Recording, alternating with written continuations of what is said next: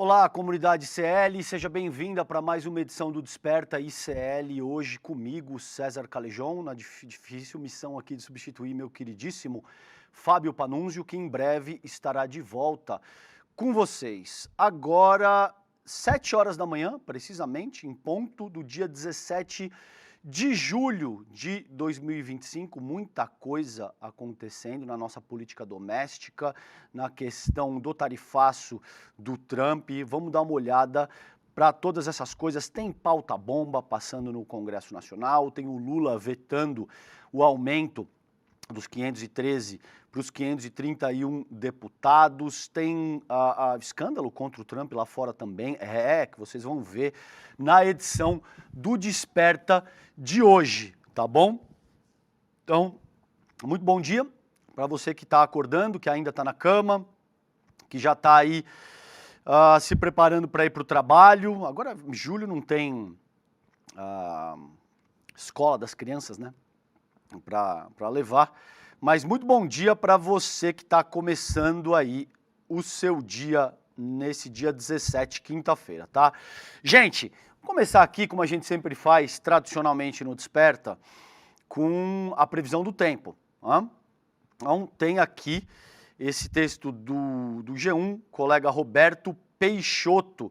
Isso foi publicado às 7 horas, na madrugada, comecinho ali da madrugada, do dia 17, nova frente fria chega ao sul nesta quinta e baixa umidade atinge diversas regiões, tá? Então, tem essa frente fria avançando aí pelo sul do Brasil, pode mudar o tempo nas próximas horas, já no Rio Grande do Sul, com pancadas de chuva, né, estão previstas para a tarde de hoje e manhã de amanhã, sexta-feira, dia 18, especialmente nas regiões centro, sul e oeste. O sistema deve ganhar força com a formação de um ciclone extratropical entre o Uruguai e o extremo sul gaúcho, né? Vocês sabem, ciclones extratropicais são esses sistemas de baixa pressão atmosférica, tá? Com a chegada dessa massa de ar polar, o frio também deve se espalhar rapidamente por toda a região. Em Porto Alegre, por exemplo, deve se registrar aí mínima de 9 graus hoje, nessa quinta-feira, mas os termômetros devem cair para 4 graus amanhã, 5 graus no sábado, com máximas que não passam de 17 graus até o fim de semana. Então deve fazer bastante frio aí, principalmente no sul do país. Também chance de geada e chuva congelada nos pontos mais altos da Serra Gaúcha. No Paraná, Curitiba deve registrar mínima de 3 graus na sexta-feira, é muito frio, hein, meu povo? Com máxima de 18. Floripa deve ter mínima de 9 na sexta e no sábado. Aqui em São Paulo, o frio também chega no fim de semana, depois de uma quinta com máxima de 26 graus, hoje deve fazer bastante calor aí, depois do almoço, comecinho da tarde, deve dar essa máxima de 26 graus. Os termômetros devem despencar para 10 graus no sábado, com máxima de apenas 20 graus. O sul deve sentir mais fortemente os efeitos da nova frente fria.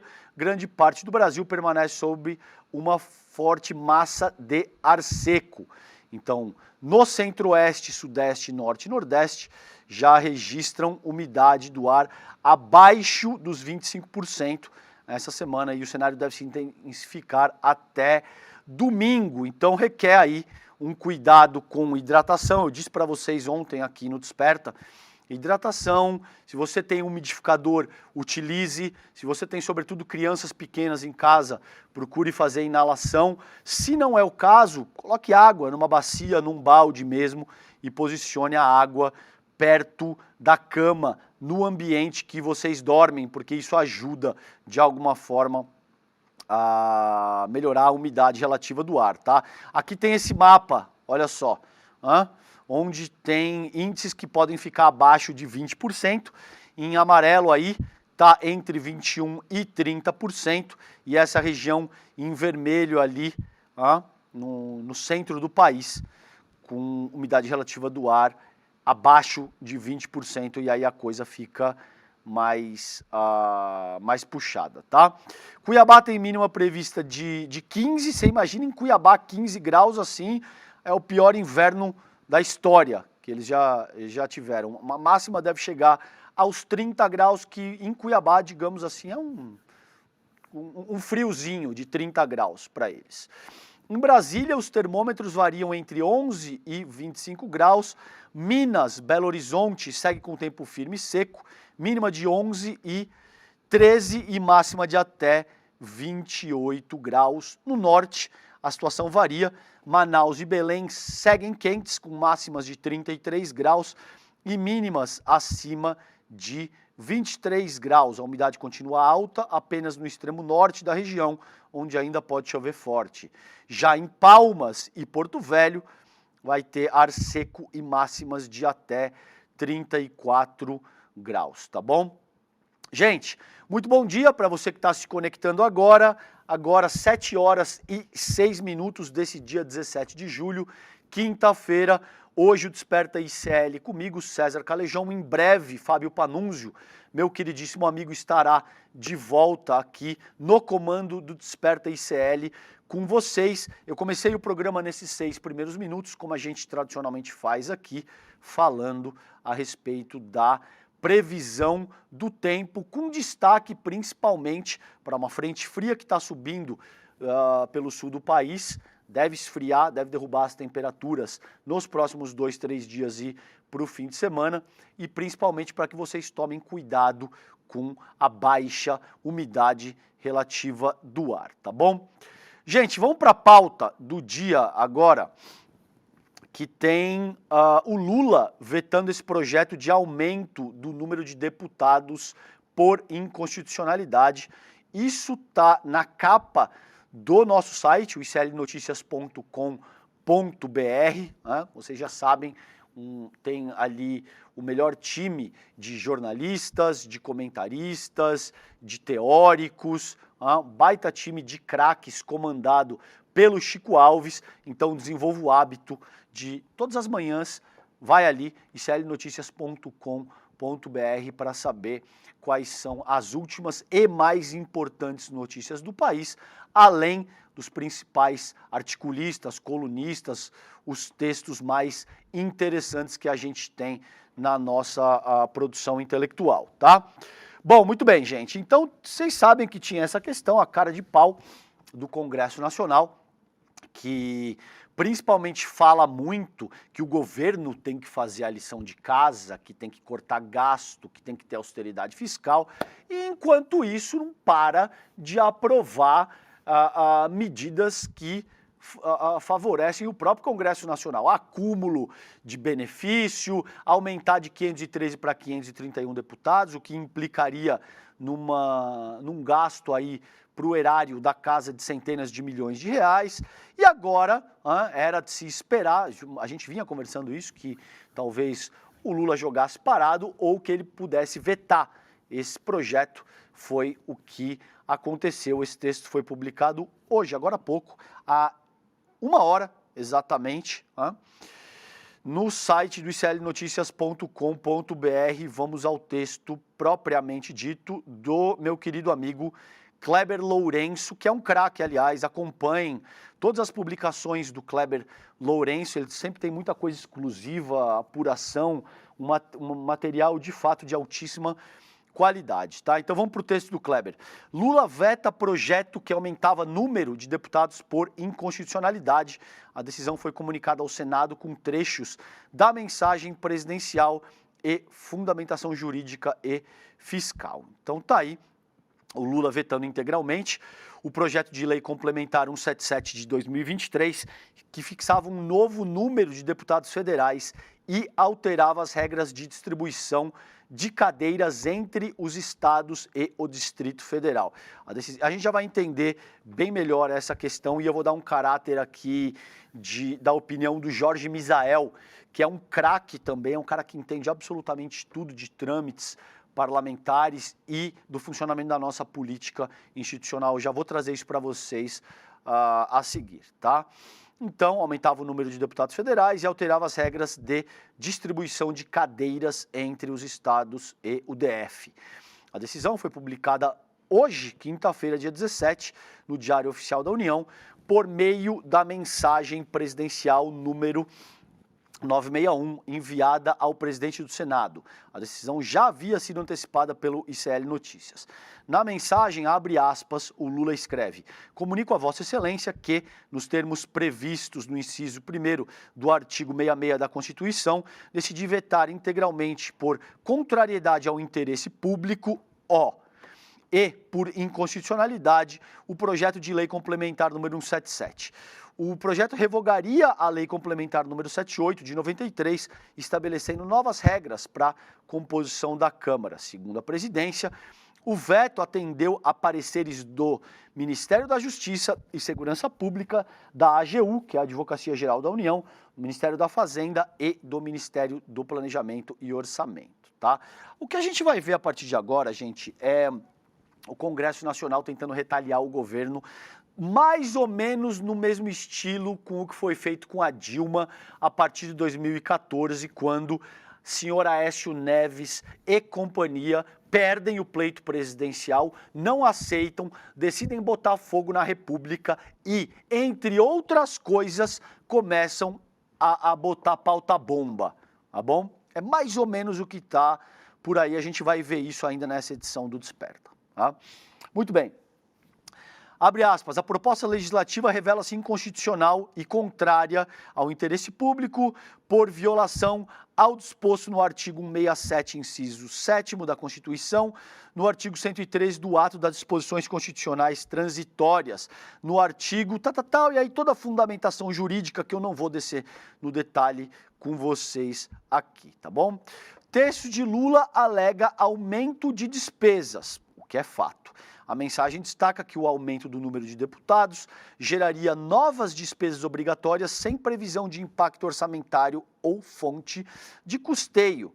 A medida acarreta aumento de despesas obrigatórias, sem a completa estimativa de impacto orçamentário, de previsão de fonte orçamentária e de medidas de compensação, onerando não apenas a União, mas também entes federativos, diz o texto. O governo também apontou que o 6º artigo do projeto, que previa atualização monetária de despesas públicas, estava em desacordo com a lei de diretrizes orçamentárias vigente, dizendo que o parágrafo único do projeto de lei complementar está em dissonância com o artigo 131, e aí dando a fundamentação respectiva. A decisão do veto sinaliza que, caso o Congresso insista em implementar o aumento de parlamentares, o governo federal ou partidos aliados poderão acionar o STF para barrar essa medida judicialmente. O projeto retorna ao Congresso Nacional, que poderá manter ou rejeitar o veto em sessão conjunta, mas aí naturalmente vocês sabem que se derrubar o veto do presidente da República tem um custo altíssimo, porque isso fica na conta do Congresso Nacional agora e tem um custo político, principalmente numa época em que a gente somos 99%, numa época em que está se discutindo super salários acima do piso, acima do teto, constitucional, benefício de milico, renúncia fiscal, um plano safra que tem meio trilhão de reais para o grande agronegócio e só 80 bi para a agricultura, pouco mais de 80 bi para a agricultura familiar, etc, etc, etc. Poderia ficar o Desperta ICL inteiro trabalhando essa temática com vocês, que é de suma importância. A gente não pode continuar insistindo num projeto de nação que funciona segundo esse modelo extrativo agrofinanceiro. É disso que se trata, é isso que a gente tem que trazer para o debate público nesse momento. Inclusive, essa é a importância do Somos 99% e do manifesto que ele apresenta para a sociedade civil. Eu vou antecipar, deixa eu falar disso já, Sato. Quanto é que a gente está de assinatura? A última vez que eu vi aqui, coloca na tela isso para mim, Sato, ó. Aproveitando que a gente já está 416 mil assinaturas, gente, tá? Quase 500 mil de assinaturas, e isso considerando que são assinaturas que você precisa deixar teu CPF, se identificar e tal, e tem toda uma questão, óbvio, a gente já vem dizendo, tem muita gente querendo dizer que isso vai ser utilizado em mailing list, só querem pegar o seu nome para fazer política, não tem absolutamente nada disso. O ICL tem um compromisso absoluto de não utilizar esses dados para qualquer outro fim que não seja esse fim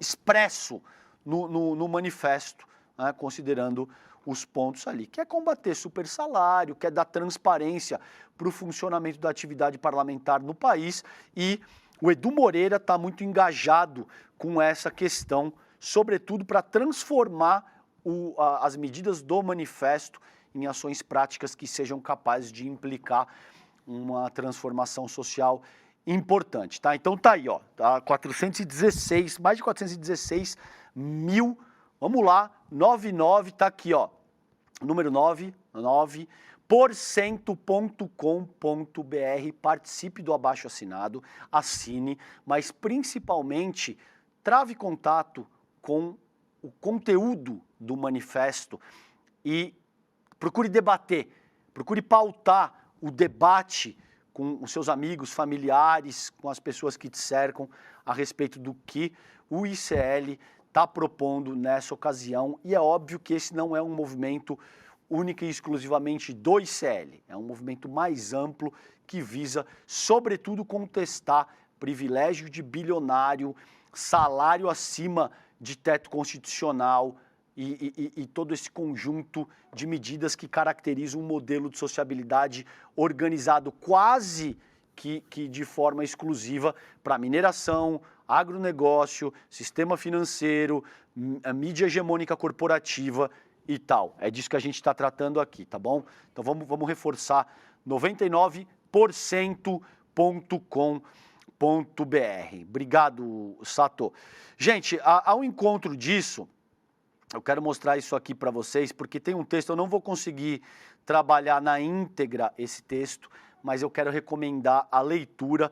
O Misael, que, como eu disse, é um cara que entende muito do riscado da nossa política doméstica, é um cara que conhece os atores, conhece as dinâmicas, conhece as estruturas de como o nosso parlamento funciona, escreveu esse texto aqui, ó, mais cadeiras, menos voz, a reforma que diminui o cidadão, que foi exatamente o que o Lula vetou. Agora vamos ver o que faz o Congresso Nacional a seguir. Tá? Então ele escreveu, o Misa escreveu esse texto, foi publicado dia 12 de maio, tá? Então você vê que faz muito tempo que a gente já está em meses em cima dessa história, trazendo os principais analistas, trazendo a informação de qualidade para que você consiga desenvolver um pensamento crítico com relação a esse tema. Eu não vou conseguir trabalhar o texto na íntegra, mas eu só vou contextualizar para vocês entenderem o pensamento do Misael, tá? Surgiram duas propostas principais, tá? O PLP 148, o projeto propunha uma redistribuição das 513 cadeiras existentes na Câmara dos Deputados, sem alterar o número total de parlamentares. A lógica era simples, diz o Misael. Estados que ganharam população em relação à média nacional aumentariam sua representação, enquanto aqueles que perderam ou tiveram um crescimento menor diminuiriam suas bancadas. Essa abordagem seguiria o espírito da legislação existente e buscaria restabelecer a proporcionalidade entre população e representação. Esse era o PLP 148 de 2023. O outro era esse, o PLP 177, que, em vez de somente redistribuir as cadeiras existentes, aumenta o número total de deputados para 531, de 513 para 531. A justificativa principal seria evitar que estados perdessem representação, o que, segundo os defensores da proposta, poderia gerar instabilidade política e prejudicar a governabilidade, tá? Então, enquanto o 148 propunha uma medida justa, o 177 foi uma manobra legislativa mascarada sob o discurso da estabilidade política, diz o Misael. Qual que é a crítica ao PLP 177, esse que o Lula vetou, sob a ótica da teoria da representação? Tá? Segundo o Misael, levanta sérias preocupações do ponto de vista da teoria da representação política. A solução adotada compromete princípios fundamentais da democracia representativa. Eu vou passar de uma forma breve, porque tem vários outros temas que eu ainda quero trabalhar com vocês na edição de hoje do Desperta, mas esse é um tema de suma importância para a nossa organização republicana também. Quais são as principais críticas segundo o Misael? Deixa eu tomar uma aguinha aqui que vai secando a garganta, não é brincadeira, gente.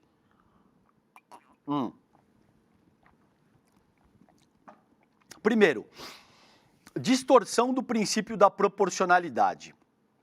Um dos pilares da representação política em sistemas democráticos é o princípio da proporcionalidade.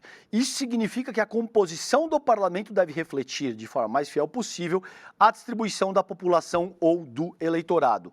Ao aumentar o número de deputados para evitar que alguns estados percam cadeiras, o 177 distorce esse princípio.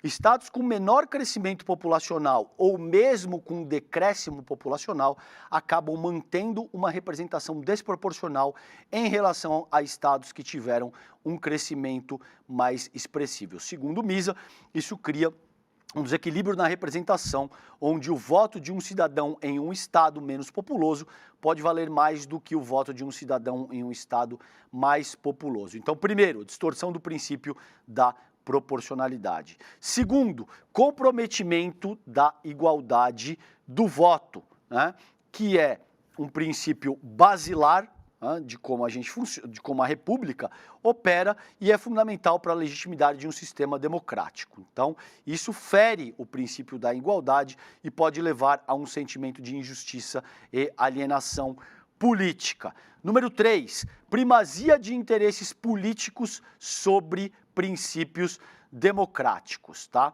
A decisão de aumentar o número de deputados em vez de redistribuir as cadeiras existentes parece ter sido motivada mais por considerações políticas do que por um compromisso com os princípios da proporcionalidade do voto, que a gente sabe que é o que, infelizmente, organiza os votos e a tomada de decisão de aí, olha, vou dizer 90% do Congresso Nacional para deixar barato isso, tá bom?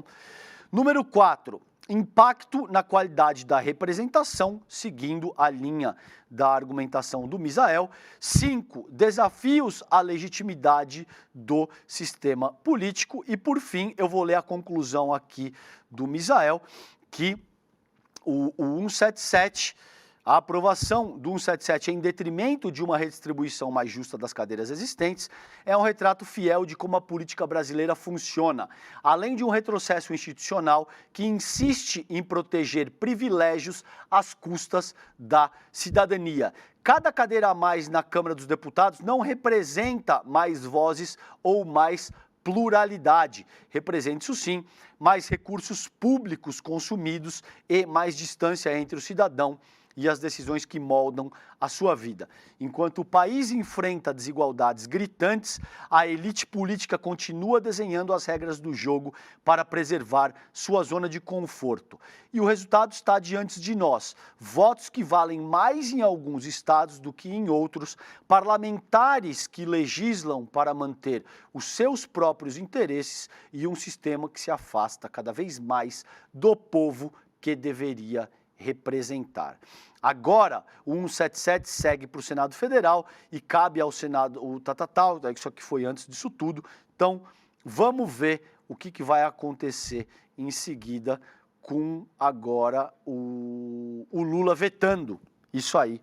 Quais serão as cenas dos próximos capítulos? A gente vai acompanhar isso de muito perto porque é um tema importantíssimo para a nossa sociedade, tá bom? Gente, vamos lá. Ainda no site iclnoticias.com.br STF valida aumento do IOF, mas impede cobrança sobre risco sacado. Vocês sabem, teve toda essa questão do decreto do aumento do IOF, e aí cria-se um embate que o imposto seria regulatório e não arrecadatório.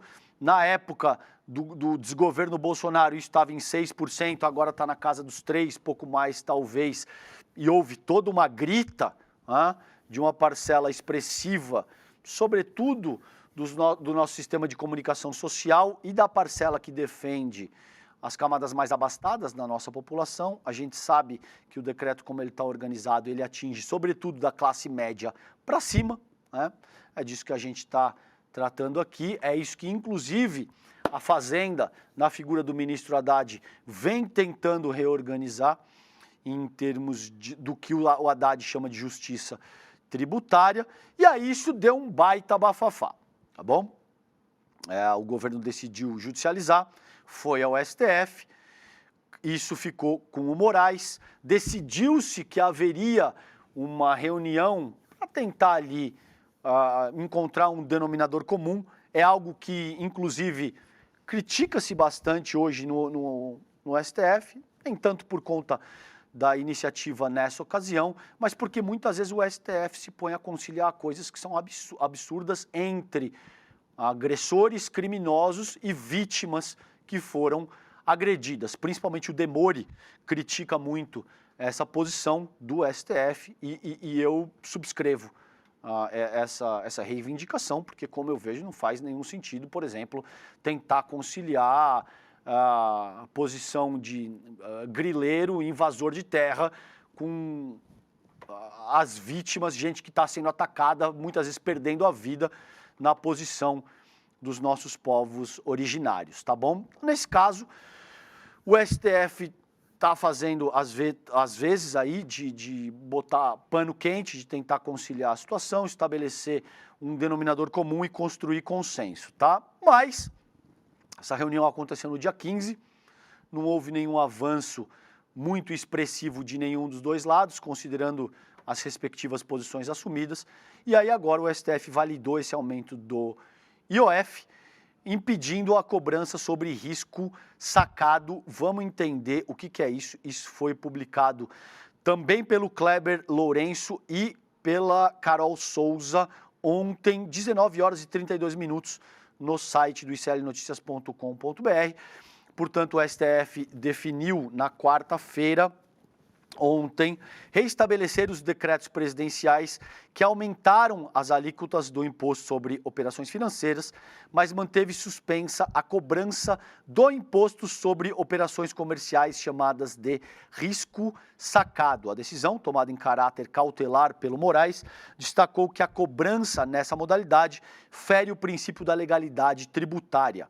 A operação comum entre varejistas é um tipo de antecipação de pagamento que criava a cobrança do IOF nesse tipo de transição, mas o Congresso era contra porque considerava que o risco sacado não pode ser considerado uma operação de crédito, tá? Na decisão de ontem, o Moraes apontou que, ao criar alíquota nesta operação, o governo extrapolaria a sua competência, violando o princípio da legalidade tributária.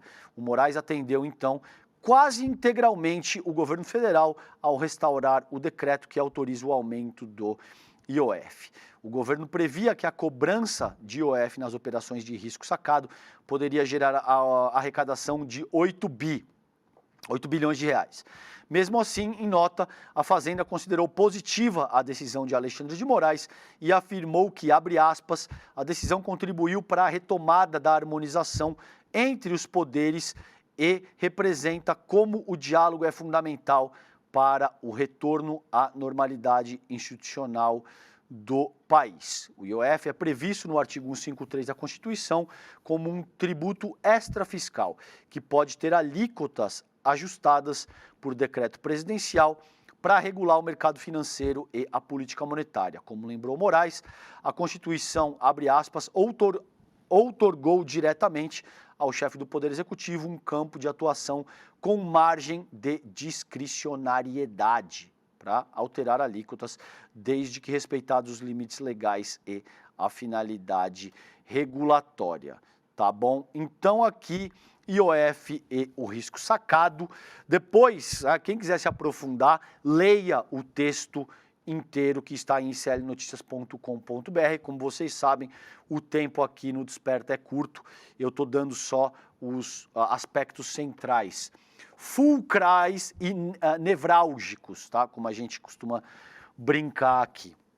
Bom, então o que é? O risco sacado é uma forma de antecipação de recebíveis, como eu li anteriormente, em que uma empresa antecipa o pagamento a um fornecedor por meio de um banco, sem caracterizar empréstimo. A decisão explica que a Receita Federal já havia se manifestado contra a equiparação do risco sacado a crédito, em consulta que concluiu, não incide o IOF nas operações de cessão, sem coobrigação de direitos creditórios decorrentes de vendas a prazo. Com base nisso, então, o Moraes decide que os decretos presidenciais que aumentaram o IOF voltam a valer integralmente desde a sua edição, continua suspensa apenas a cobrança do IOF sobre operações de risco sacado e o decreto legislativo do Congresso segue suspenso, exceto na parte que barrou a tributação do risco sacado, tá? Como resumiu o relator em seu despacho, não restou comprovado qualquer desvio de finalidade na alteração das alíquotas pelo ato do presidente da República. Se eu tivesse que sintetizar isso, eu te diria que é uma vitória do governo federal, com um pequeno prêmio ali, talvez, de consolação para o Congresso Nacional, que seguramente tá muito pé da vida, e deve tentar retaliar. Como? Assim, ó. Câmara aprova pauta bomba de 30 bilhões de reais para governo após derrota no IOF e veto de Lula a mais deputados. Ou seja, o que se produziu hoje no Brasil, como o Cláudio Couto diz no último livro que a gente lançou, No Poder e Desigualdade, é um governo congressual, né? Ao longo da última década, isso começa com o Eduardo Cunha, com PECs e tal, existe paulatinamente uma transferência, principalmente através de emendas, do poder executivo para o legislativo. Durante o governo Bolsonaro, eu vou separar, vou mostrar isso para vocês amanhã, um gráfico. O volume de emendas empenhadas e pagas explode em 2020. Até 2019, se eu não me engano de cabeça, assim, me perdoem, era algo entre 5 e 10 bilhões. Em 2020, isso já vai para 30. Eu vou trazer os números exatos para vocês aqui amanhã. E aí, o Jair Bolsonaro, como um inútil, uma figura medíocre, inepta, que só sabe vender fumaça e repetir pânico moral, dogma religioso, populismo penal, entrega o governo literalmente para o Centrão, naquela ocasião tendo como representante máximo, seu expoente, o Arthur Lira. O que está em jogo, o que está em curso nesse momento é essa disputa. É o legislativo querendo efetivamente exercer a sua função de governo congressual, segundo o termo do Cláudio Couto, ou o que o Jorge Misael chama de parlamentarismo orçamentário. É essa disputa. Então eles perderam aqui e aqui, eles vão querer dar o troco ali, na sequência, tá?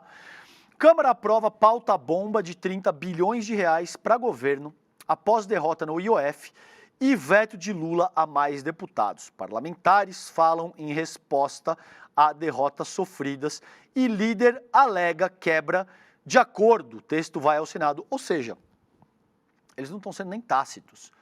Não é algo assim de que, para quem é bom entendedor e sabe avaliar, analisar bem a política institucional do país, é isso que está em jogo. Não, eles estão sendo categóricos a respeito disso, tá? Esse texto, de onde é? Folha de São Paulo, né? Da colega Mariana Holanda e do colega João Gabriel. Isso foi publicado ontem, dia 16, 11 horas e 41 minutos da noite, tá?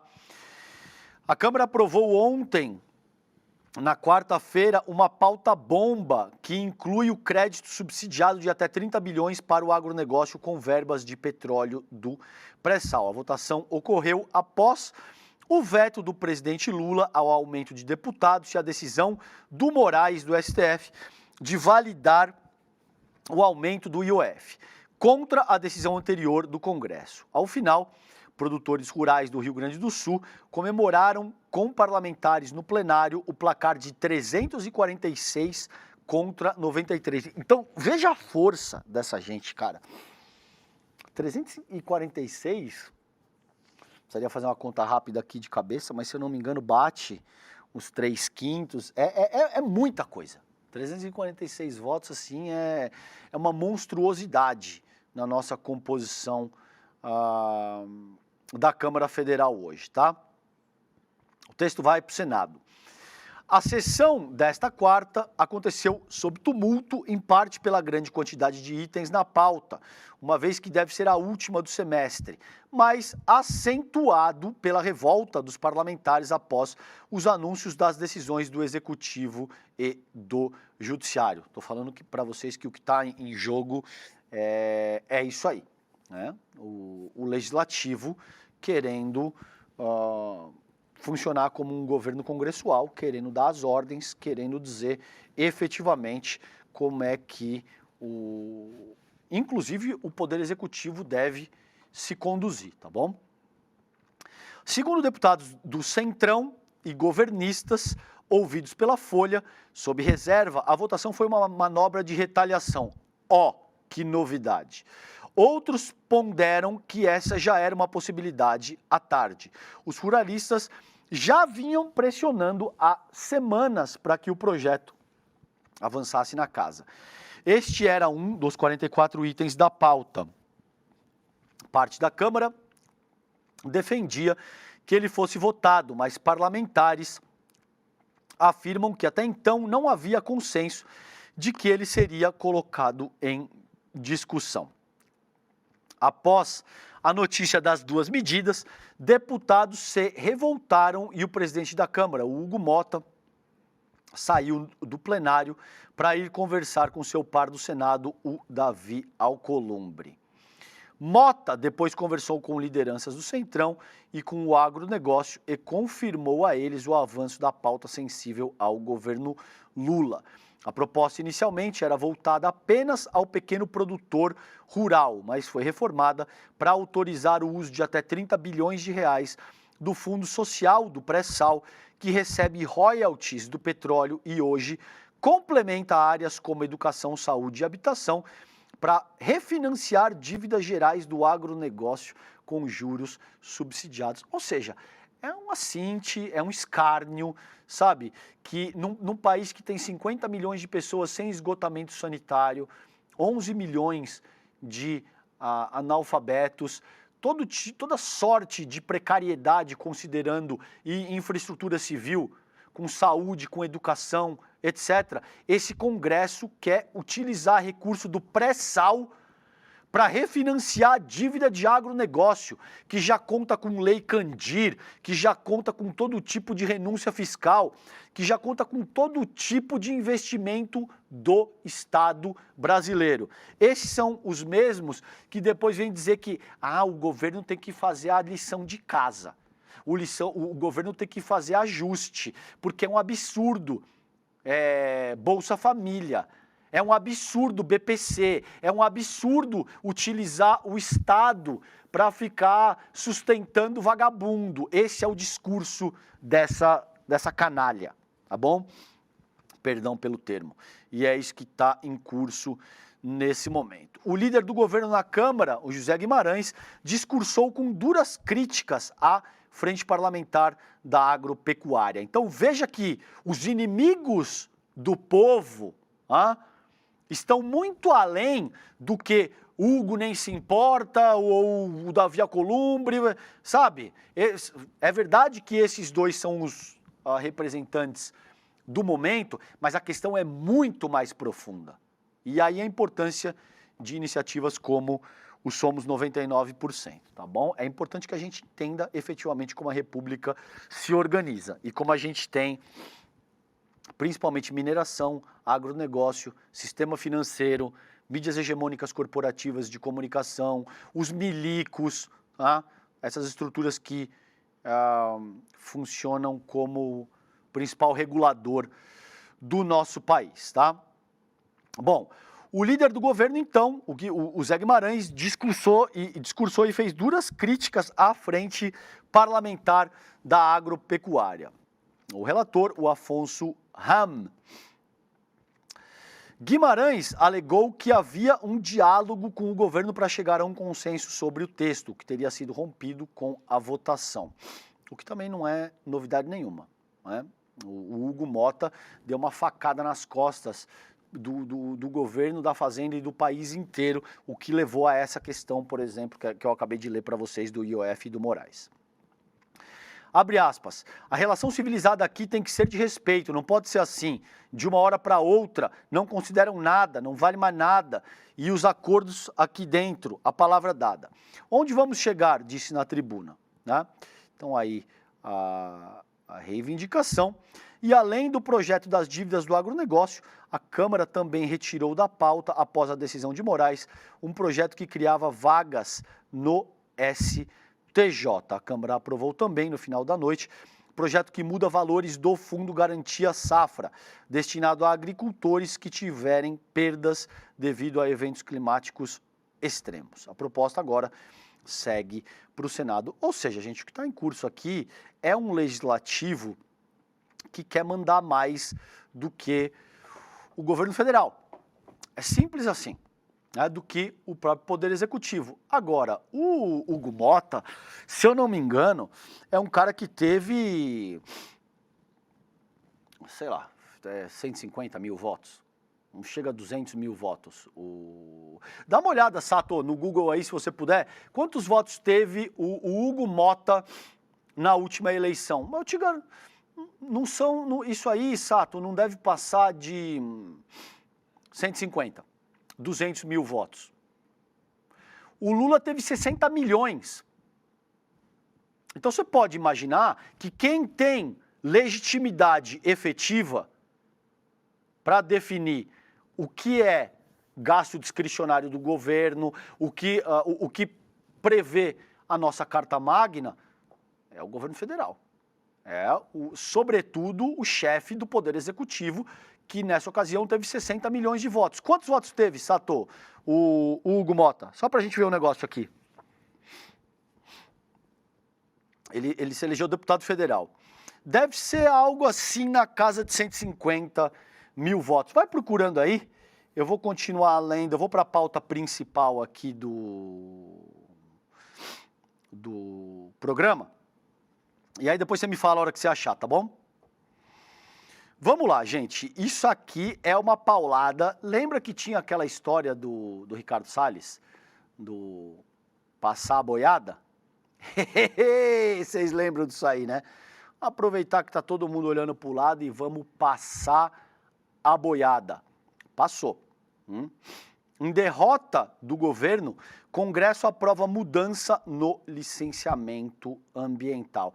É verdade que o governo Lula também manda sinais muito ambíguos no que diz respeito a questões importantes como a exploração de petróleo na Foz do Amazonas, entre outras coisas. Não só o governo Lula, mas como lideranças importantes do campo progressista, tá?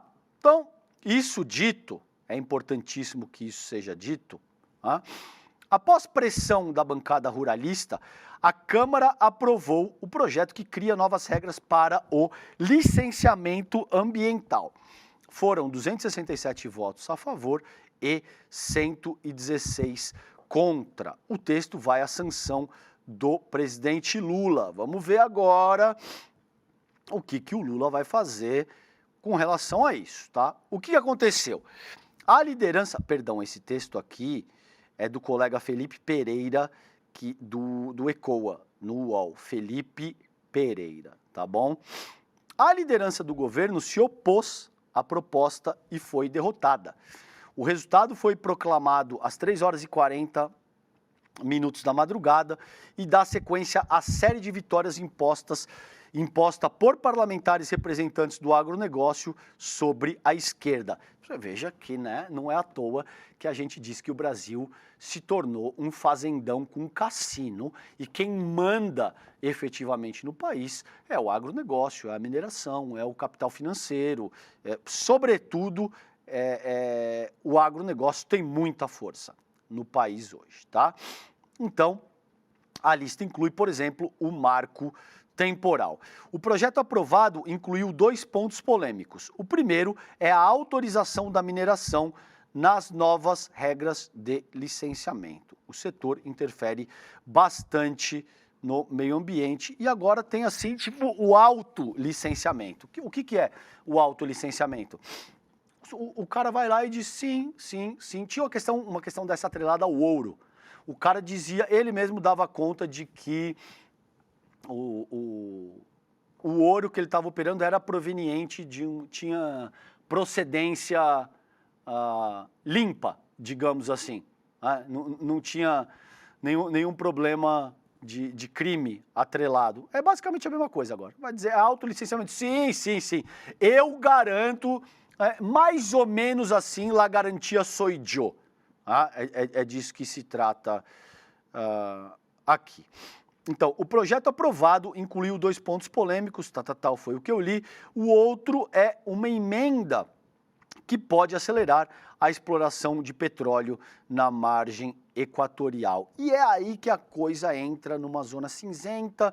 Você tem a Marina Silva, que é o principal expoente da defesa ao meio ambiente, uma figura que lutou ao lado de Chico Mendes e tal, e não por acaso sofre tantos ataques de parlamentares que defendem os interesses, sobretudo do agronegócio, mas existem setores do próprio governo federal que também defendem a exploração do petróleo na margem equatorial, tá? O que é um tema polêmico, essa emenda que pretende acelerar essa exploração de petróleo na margem equatorial.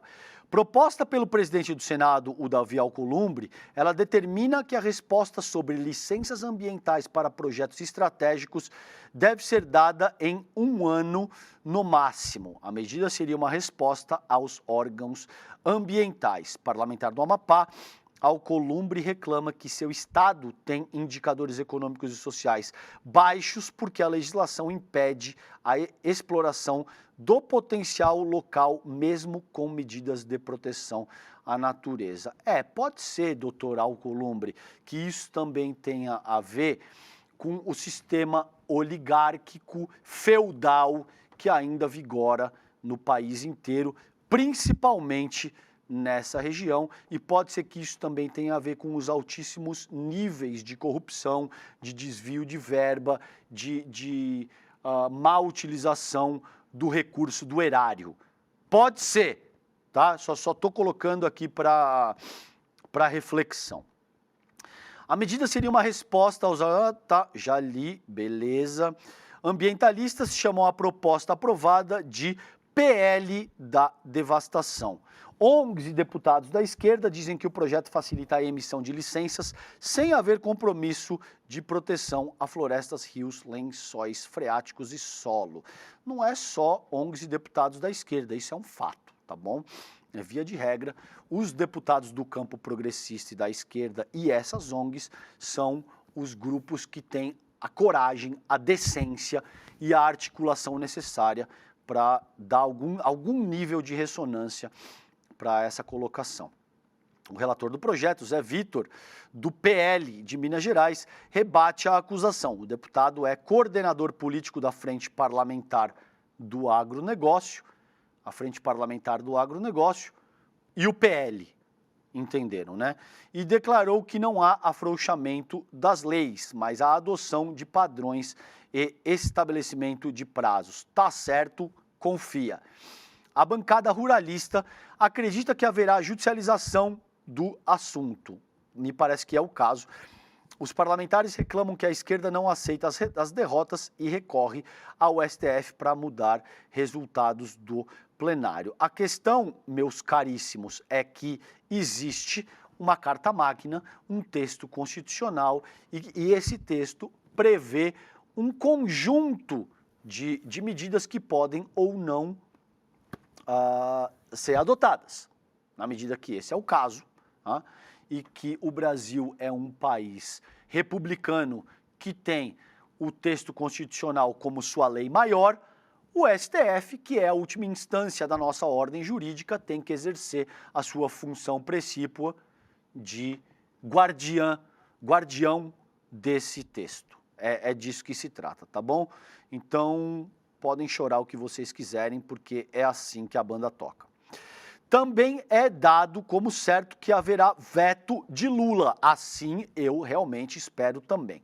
A expectativa é que o artigo que muda as atribuições do CONAMA, o Conselho Nacional do Meio Ambiente, como vocês sabem, seja alvo da tesoura do presidente. Os ruralistas afirmam que tem votos para derrubar o veto. Aí o próprio PT dividido, como eu fiz questão de salientar aqui para vocês, tá bom? Gente, muito bem. O que eu quero mostrar aqui, ô Sato, põe isso na tela também para mim, porque é importante. Porque muitas vezes, cara, por incrível que pareça, quando entra esse assunto em pauta, eu já conversei com aloprados, fundamentalistas, bolsonaristas, né, debatendo no ar, e essa pessoa me disse, infelizmente uma pessoa que tem muita a projeção no debate público, fala para muita gente, e a pessoa me disse o seguinte: não, esse negócio de aquecimento global, de mudança climática, todo mundo já sabe que é uma conversa fiada da esquerda para atacar o capitalismo. E, por incrível que pareça, eu tive que argumentar que não, existem estudos que demonstram que, sobretudo a partir de 1880, com a intensificação do processo industrial, as temperaturas do planeta vêm subindo. Então não é a minha opinião. Veja o nível de loucura da extrema-direita, né, e do bolsonarismo, que é a representação local dessa extrema-direita transnacional, que tem a cara de pau de argumentar esse tipo de coisa, de que vacina... Eu não vou nem repetir aqui, porque... Enfim, mas dizer que a vacina traria uma doença do sistema autoimune, te dizer que aquecimento global é um factoide criado pela esquerda. Olha aí, ó, isso aí são dados da NASA, tá bom? Então, assim, uma anomalia, a última média anual dessa anomalia de 1,28 graus Celsius acima da média. O que vocês estão vendo ali na tela, na direita, é aqui, ó, aqui, esse gráfico aqui, tá? É a série histórica. Então, desde 1880 até 2020. Ah, mas eu discordo. Não tenho que discordar. Você é maluco se você discorda. Você é um imbecil. Você não tem essa prerrogativa, porque você está negando um princípio elementar da ciência. Seria o equivalente a abrir a janela do teu prédio e dizer que eu discordo da gravidade. Então se joga para ver o que acontece. Não se jogue, porque, né? Mas assim, se você se jogar, você cai. Independentemente do conjunto de crenças que organiza a forma como você se manifesta no mundo. Pouco importa, não importa nesse contexto o que você acha, qual é a tua opinião. É um fato, o planeta está aquecendo para além daquilo que a nossa biosfera aguenta no sentido de se manter saudável. Não é a tua opinião, tá bom? Só para deixar claro o que está em curso nesse sentido. Às vésperas da COP30, a gente tem o Congresso Nacional retaliando o governo com esse tipo de coisa, né? Passando a boiada geral, permitindo autolicenciamento, enfim, botando para quebrar, drill, baby drill, como diz o Donald Trump. Vamos perfurar através atrás de petróleo, no sentido de expandir ainda mais a queima de combustível fóssil. Esse é o nível da imbecilidade com a qual a gente tem que lidar. E aí depois não gosta que chama de Congresso inimigo do povo, tá bom? Gente, 5 minutinhos finais, eu quero fazer aqui o internacional com vocês. Notícia do Brasil, de fato, publicado ontem, dia 16 de julho, 13 horas e 53 minutos. Gaza, 15 palestinos morrem asfixiados com gás enquanto esperavam por comida, tá bom? Gás lacrimogêneo teria sido disparado por forças israelenses em centro de distribuição de ajuda humanitária. Então, pelo menos 21 palestinos que aguardavam comida no ponto de ajuda humanitária em Khan Yunis, em Gaza, morreram nessa quarta-feira, ontem, dia 16.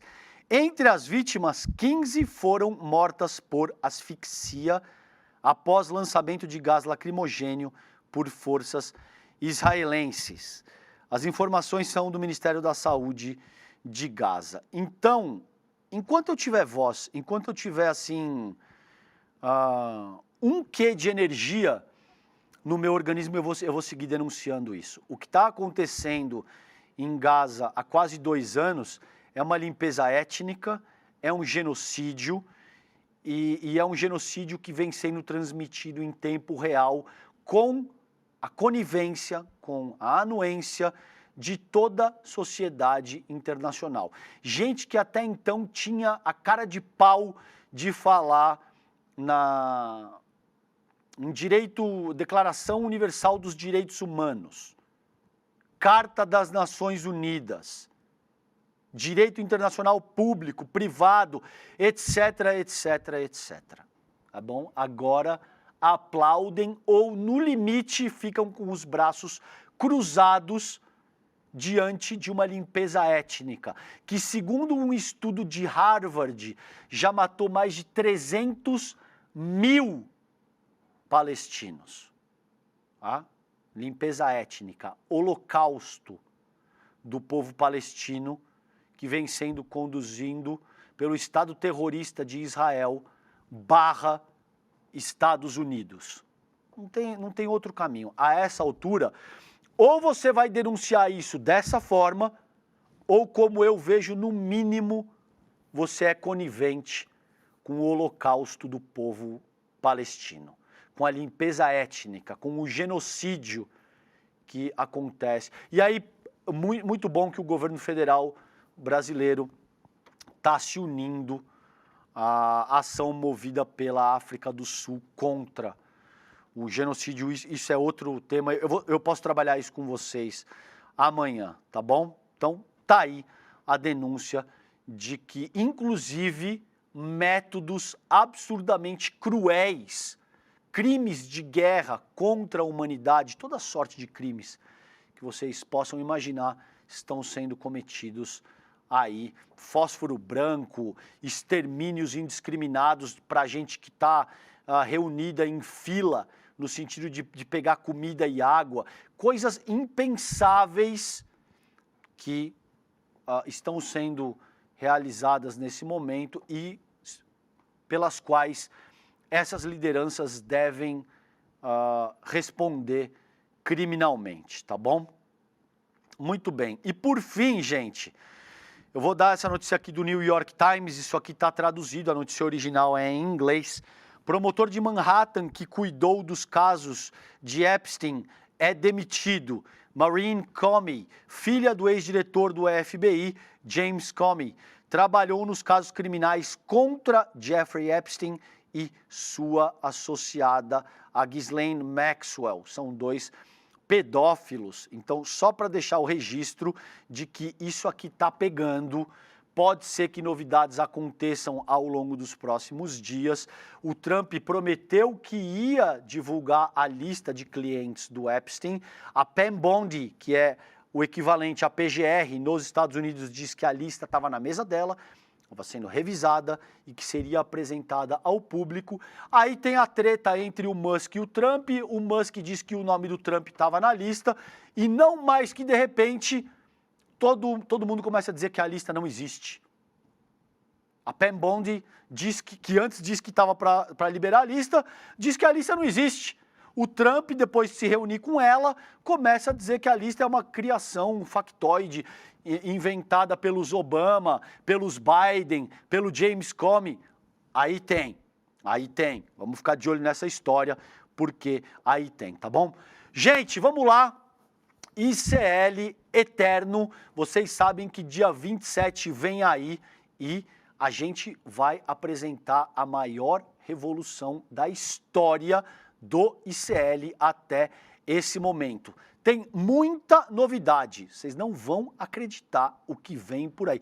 Eu mesmo não acreditei.